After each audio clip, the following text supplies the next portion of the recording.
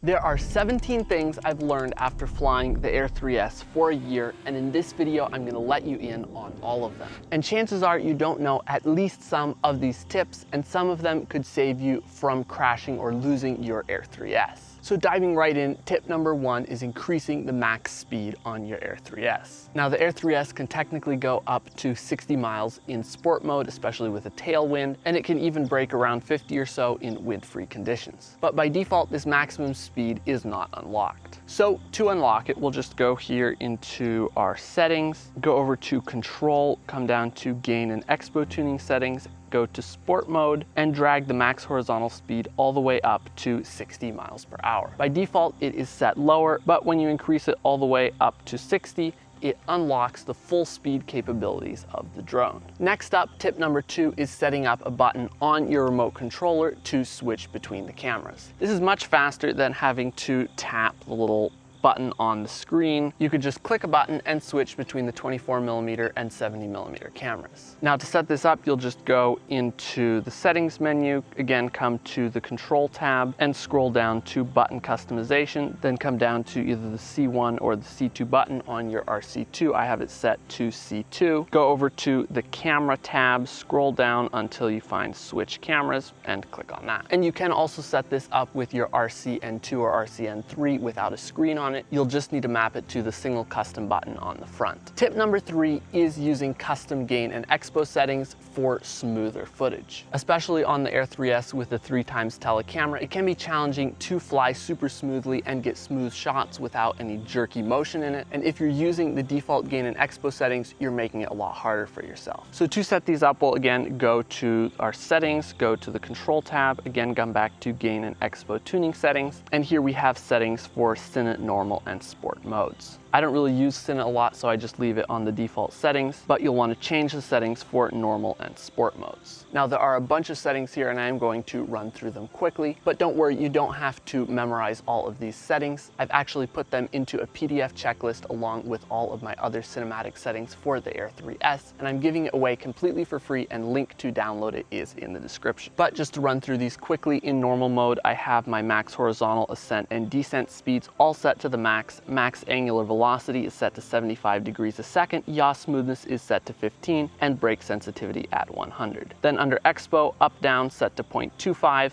yaw set to 0.15, and pitch roll set to 0.15 as well. And then under gimbal, max control speed at 15 degrees a second and tilt smoothness at 10. And then switching over to sport mode, again, max horizontal ascent and descent speeds all at the max. Max angular velocity at 120 degrees a second, yaw smoothness at 12, and brake sensitivity again at 100. And then under Expo, up and down at 0.3, yaw at 0.15, and pitch roll at 0.25. And finally under gimbal, max control speed set to 20 degrees a second and tilt smoothness set to 15 degrees a second. Now these aren't the only settings that could work well, but they are the settings that I found to work best for me after a lot of testing. And tip number 4 is using subject tracking autofocus. As you can see here, when there is some kind of a subject in the frame, the drone will put a little box around your face or even around the whole person. This works with humans and somewhat with animals as well, but unfortunately it doesn't work with inanimate objects. You can't just select any object and have it automatically be tracked. But what this does allow you to do is fly closer to your subject or further away, and it will always stay in focus, and you don't have to worry about getting missed focus shots when you are filming people. Tip number 5 is auto exposure lock. Now, I typically recommend not using auto exposure, but on the Air 3S, you do get a little bit better dynamic range in auto exposure than with manual exposure. Most of the time, it's not enough to make it worth using auto exposure, but sometimes, for example, if you're shooting directly into the sun, it might be worth it. But you don't really want your exposure to change during the shot. For example, right here, you can see as I tilt the camera down, it is all of a sudden getting super bright and blowing out some of the highlights. So to fix this, we can use auto exposure lock. So to do that, we'll just point our camera so that the exposure is where we want it. Then you can just tap on the screen, it will bring up a little yellow box, and then if you tap and hold on that yellow box, it will say auto exposure lock. And now if we tilt our camera back down into the shadows, the auto exposure will stay locked and we won't be clipping the highlights on anything in the frame. And you can also map auto exposure lock to a custom button. To do that, we'll just go here into our settings to control, come down to button customization, and then you can just come over here to camera and set one of the buttons to AE lock on off. And now we can just lock and unlock our exposure with the click of a single button. Now again, most of the time I don't recommend using auto exposure, and if you want to see all of the best manual exposure settings to use, again, make sure to download my free Air 3S settings checklist. Tip number 6 is disabling downward obstacle avoidance. Now you might be saying, why would I want to disable obstacle avoidance? And you would be right, most of the time you don't want to do that. But there are a couple times when you might. For example, when you're trying to hand catch your drone, it will kind of fight you and not want to land, and you have to hold down on the stick for a long time until it finally lands. And that's fine most of the time. That's how I usually hand catch my Air 3S. But if you're on the back of, let's say, a moving vehicle or on the back of a boat and need to catch it while you are moving, that's not going to work very well. So instead what we can do is go here into our settings. This time we'll come to our safety tab, go to advanced safety settings, scroll down to the bottom and disable the toggle by vision positioning and obstacle sensing. You need to hit OK and accept what it says. And now when we go to catch the drone, we can just bring it right in and it will drop right into your hand with no questions asked. And another time you might want to turn this off is if you want to fly really close to the ground. By default, the drone doesn't let you fly closer than a foot or so above the ground because it doesn't want you to crash into the ground. But if you know what you're doing, and again I repeat, if you know what you're doing, you can turn off downward obstacle avoidance and fly closer to the ground to get some really cool shots. For example, right here I have the drone just a couple inches off the ground and we are just skimming. You want to keep a direct eye on the drone with line of sight.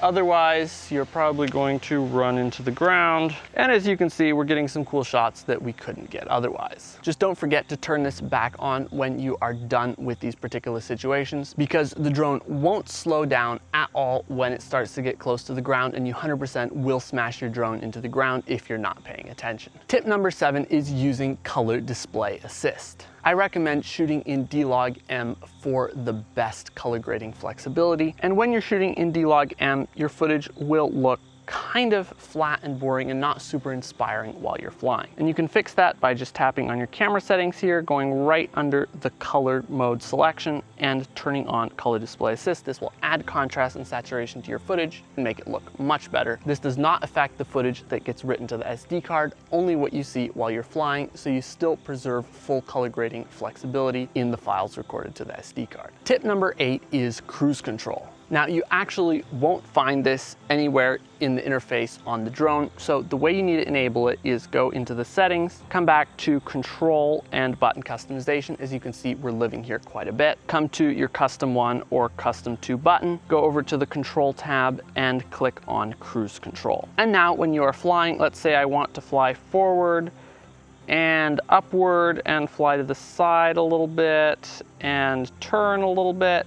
Now I can just click the button for cruise control and it will lock that move in. Now I don't have to touch the remote and it will keep getting that shot for me without me doing anything. And this can be especially great for getting long, smooth shots that you want to speed up, or just getting smoother moves if you don't have particularly steady fingers on the sticks. Next up, tip number 8 is using ND filters. Now you might be saying, John, do I have to use ND filters? And the answer is no, you don't. But before I get there, if you don't know why you would use ND filters are basically like sunglasses for your drone. They cut down the amount of light that's entering the camera so that you can use a slower shutter speed, which gives you nice natural motion blur and makes your footage look more cinematic. Now, a lot of people wonder, does it actually matter if you use ND filters? And it entirely depends on what you're doing. If you just want to cruise around and fly for fun, explore the area, you totally don't need ND filters. They won't do you any good. But if you're trying to get the most cinematic footage and want natural motion blur, ND filters can be quite important. Now, another thing to keep in mind is that if you're only flying at 400 feet, way up above everything, there might not be any motion in your shot that's actually fast enough to be blurred with ND filters. But if you're flying low and fast and close to things, or doing orbits with your telecamera, there's a lot of motion in your shot, ND filters are absolutely important for getting the most cinematic footage. And again, if you want to learn more about how to get natural motion blur, download my settings checklist, and there's an entire Air 3S settings video on the channel, so you can check that out after you watch this one. Tip number 10 is vision assist. Sometimes you want to fly your drone backwards or to the sides, etc. But when you do that, unless you're higher than all the obstacles in the area, you have a pretty good chance of running into something. In fact, that's one of the most common causes for crashes. But you can avoid that by using the vision assist feature on the Air 3S. And to access that, you'll go down into the lower left corner of the screen, and you'll either already have vision assist up, or you'll have your compass or your map. You can just swipe left and right to switch between these. And vision assist basically gives you a view out of the obstacle avoidance cameras on the drone, and it will automatically switch to whichever direction you're flying. So if I fly to the side, I can see that I am going to the side. There's trees over there. I shouldn't fly too far over there, or I might run into those trees. And you can also manually switch between them to choose which direction you want to look. For example, to look off to the side before you start flying that direction. And if you feel like you need to see it bigger, you can actually click on it, bring it up full screen. Then your main camera view will be down in the corner, and I can, for example, look behind me with the drone, start recording in front, and I can fly backwards and make sure that I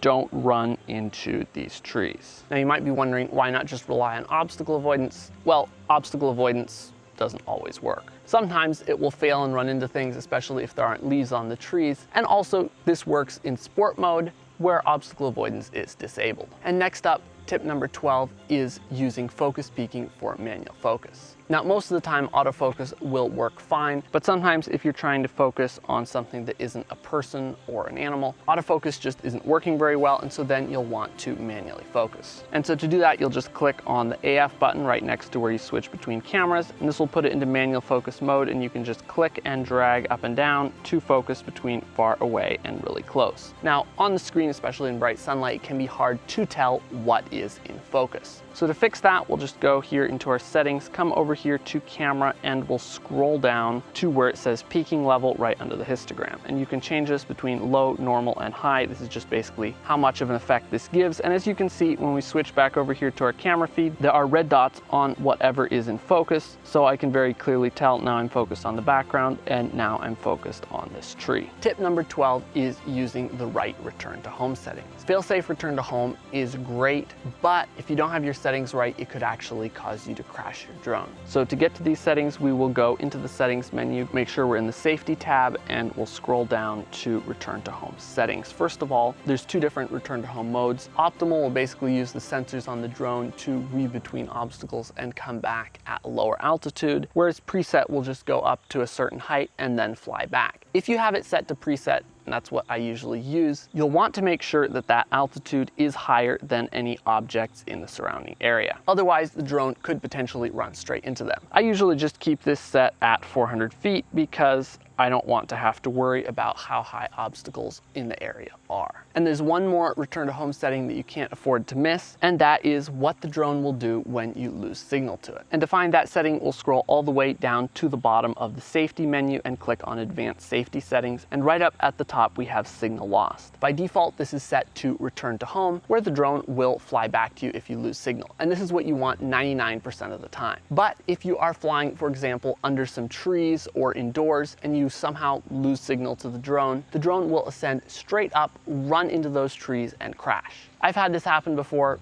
and believe me, it's not fun. So when you're flying under trees, you'll want to make sure to set signal lost to hover instead of return to home, so that it will just hover until you can reconnect to the drone. There's also a descend option, but I don't know why I would ever use this. I don't want the drone to just land straight down into whatever's under it. Just make sure to set this back to return to home when you are done flying under the trees, because you don't want your drone to be stuck far away out of range and not be able to come back. Tip number 13 is grid lines and frame guides. As you can see on my screen here, I have thirds grid lines that help me compose my shots according to the rule of thirds, which basically means that you want to put important parts of your image on one of those vertical or horizontal thirds lines. This just creates a more pleasing composition, and all in all, it makes your drone shots better. Now to turn this on, we'll just go here into our settings, go to camera, and we'll scroll down here to grid lines and tap on the thirds grid box. And I also always like to have my center marker turned on so I can see exactly where I'm headed. And right under that, there are frame guides. This basically just puts little black bars on your screen in a whole bunch of different aspect ratios so you can preview what your footage will look like if you are shooting in a super widescreen aspect ratio, or if you are shooting for example, square video or any of those aspect ratios. This does not affect what is recorded to the SD card. This is just a little guide that shows up on your screen so that you know how to frame up your shots for the aspect ratio of your final video. Tip 14 is advanced ActiveTrack settings. ActiveTrack is one of the most popular features on these drones, but a lot of people don't know that there are a whole bunch more settings that you can set besides the basic options of what direction it's following you from and from how far. If we go into the control menu and click on focus track settings, there's a bunch of settings that we can set here. I'm not going to go through all of them because that could be its own entire video, but you can set how close or far away the inner and outer circle for focus track is, how high the drone will fly in the inner and outer circle. You can switch between normal and fast camera motion. You can enable or disable flying really close to the ground. That's all for following and filming people. You also have settings for vehicles. You can change the inner and outer radius, again, inner and outer height, camera motion, and near ground flight. This just gives you a ton of customizability for how ActiveTrack will behave. Tip number 15 is shutter button half press autofocus. This is a kind of hidden feature that you might not necessarily know exists. If you don't, accidentally find it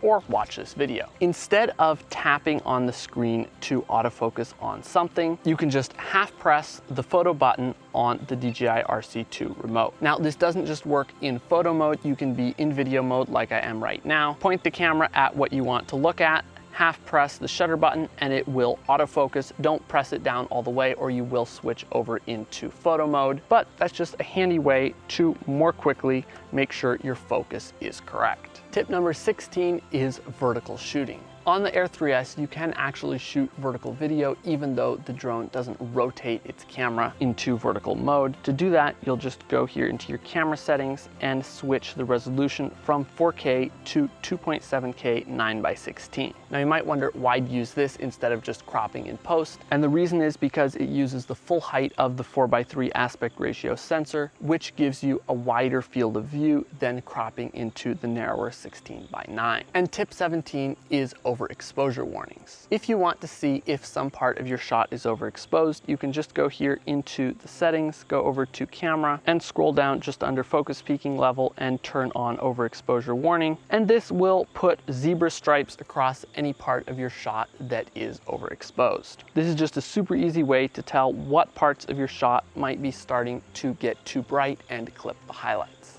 So there you have my top 17 tips and tricks to make the Air 3S even better. If you want to learn how to get better shots with your Air 3S, of course, check out my cinematic settings checklist, but I've also put together a completely free 45-minute drone filmmaking training where I share my top 10 secrets to getting cinematic shots with any drone. That covers everything from the best settings to use, how to compose your shots, how to get smooth dynamic movements, how to edit your videos, how to color grade them, and a whole bunch more. Again, it's completely free, no strings attached, or if you want to go even deeper, I do have an entire 12-hour drone filmmaking course with over 70 tutorials going in depth into every single part of my process for creating cinematic drone videos. And of course, link to that will be down in the description as well. You can click right here to watch my best cinematic settings for the Air 3S. And if you've enjoyed this video, make sure to smash that like button, subscribe for more videos just like this, and we'll see you in the next one.